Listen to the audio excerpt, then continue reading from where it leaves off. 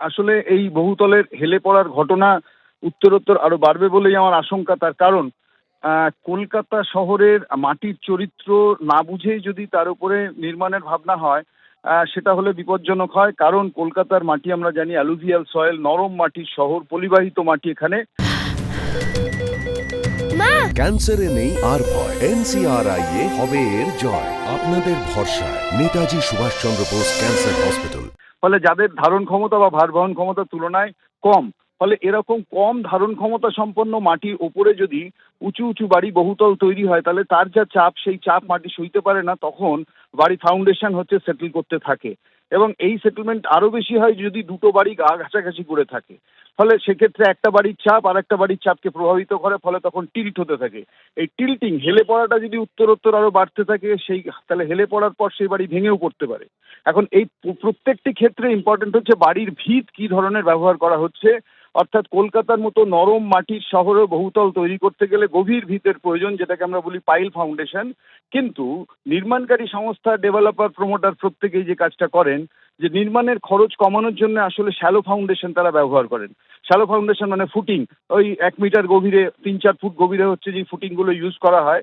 ফলে এতে খরচ কমে বাড়ি তৈরির, ফ্ল্যাটের দাম কমে, কিন্তু সেই বাড়ি বা সেই ফ্ল্যাট তুলনায় হচ্ছে অরক্ষিত হয়ে পড়ে। এবং এই ধরনের ডিফারেন্সিয়াল সেটেলমেন্ট কলকাতার মতো শহরে অত্যন্ত কি বলবো, প্রত্যাশিত একটি ঘটনা। কিন্তু এই প্রত্যাশিত বিপর্যয় আঁচ করতে পেরেও আমাদের পলিসি মেকাররা বা পুরসভা, তারা হচ্ছে ইন্টারভেন করেন না বলেই এই বিপদ বাড়ছে। এবং আমার আশঙ্কা, উত্তরোত্তর কলকাতা শহরে নিচু বাড়ি ভেঙে যেভাবে বহুতল তৈরি হচ্ছে এরকম একটা নরম মাটির শহরে, সেখানে এই বিপদ আরো বাড়বে যদি না এখন থেকে ইন্টারভেনশন পুরসভা বা সরকারের থাকে। ফলে এই নগরায়ন বৃদ্ধির সাথে সাথে আমাদের এই শহর জুড়ে বেলাগাম বহুতল হচ্ছে যেভাবে, তাতে এই বাড়ির হেলে পড়া বাড়ছে। এবং তার সাথে আমি একটা পয়েন্ট অ্যাড করতে চাই, এই হেলে পড়াটা আরো বিপজ্জনক পরিণতির দিকে যায় যদি নির্মাণকারী সংস্থা এই বাড়ির বিম, কলাম, ফাউন্ডেশন, স্ল্যাব, এক্ষেত্রে যে লোহা লাগে, যে কনক্রিট লাগে, যে নির্মাণ সামগ্রী লাগে, সেই মানের ক্ষেত্রে আপোস করে বা সেগুলো যদি কম পরিমাণে দেওয়া হয়, তখন অল্প হেলে যাওয়া বাড়িও বড় বেশি ক্র্যাক করে যেতে পারে এই নির্মাণ সামগ্রীর ঘাটতির জন্য বা তাদের মানের ডাইলিউশনের জন্য, এবং সেক্ষেত্রে পড়েও যেতে পারে। ফলে এই বহুবিধ বিষয়টাকে আপনাকে মাথায় রাখতে হবে যে কলকাতা শহরে বহুতল নির্মাণের প্রচেষ্টা যদি হয়, সেটাকে বিবেচনায় রেখেই। অথচ আনফর্চুনেটলি আমাদের শহরে এই বাড়ি তৈরির উপর নিয়ন্ত্রণ যে পুরসভার আধিকারিক, ইঞ্জিনিয়ার, জনপ্রতিনিধি, তারা প্রত্যেকেই হচ্ছে যে, আমি বলছি যে অদ্ভুত এক নীরবতা পালন করছেন বছরের পর বছর জুড়ে।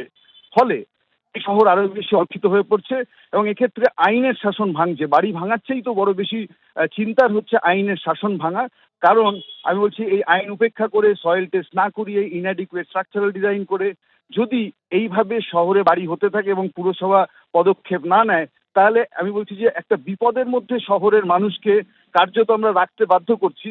এবং আমি এইটুকু বলতে চাই যে কমপ্লিশন সার্টিফিকেট পাওয়া একটা বাড়ির মানুষের এটুকু অধিকার সরকার বা পুরসভার থেকে, যে নিরাপদে একটা বাড়িতে সে বাস করতে ঢুকছে, পয়সা দিয়ে কিনে, একটা ফ্ল্যাট কিনে, সেটুকু নিশ্চিত হওয়ার অধিকার, সেই অধিকারটাও যদি তার হারিয়ে যায়, আমি পয়সা দিয়ে সারা জীবনের সঞ্চয়কে পুঁজি করে একটা স্বাদের বাড়ি করলেন বা একটা ফ্ল্যাট কিনলেন, তাদের অপরাধটা কোথায়?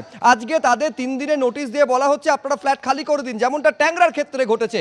একেবারে ট্যাংরায় এই হেলে পড়া বহুতলে নোটিশ দিয়ে দেওয়া হয়েছে কলকাতা পুরসভার তরফে, এবং বলা হয়েছে 3 দিনের মধ্যে ফ্ল্যাট খালি করে দিতে হবে। কারুর যদি কোনো আপত্তি থাকে 24 ঘন্টার মধ্যে জানাতে বলা হয়েছে। ইতিমধ্যেই বিদ্যুৎ সংযোগ বিচ্ছিন্ন করে দেওয়া হয়েছে, ফলে যে 11টি পরিবার এখনো পর্যন্ত এই বহুতলে রয়েছে তারা জল পাচ্ছেন না, এবং একই সঙ্গে লিফটও কাজ করা বন্ধ করে দিয়েছে। বহুতলে এখন ওই 11টি পরিবার, তারা যাবেন কোথায়? একেবারে আতান্তরে পড়েছেন তারা। ফ্ল্যাট ছাড়তেই পারি, তারা প্রশ্ন তুলছেন। মালপত্র নিয়ে উঠবোটা কোথায় সেটা অন্তত বলে দিক।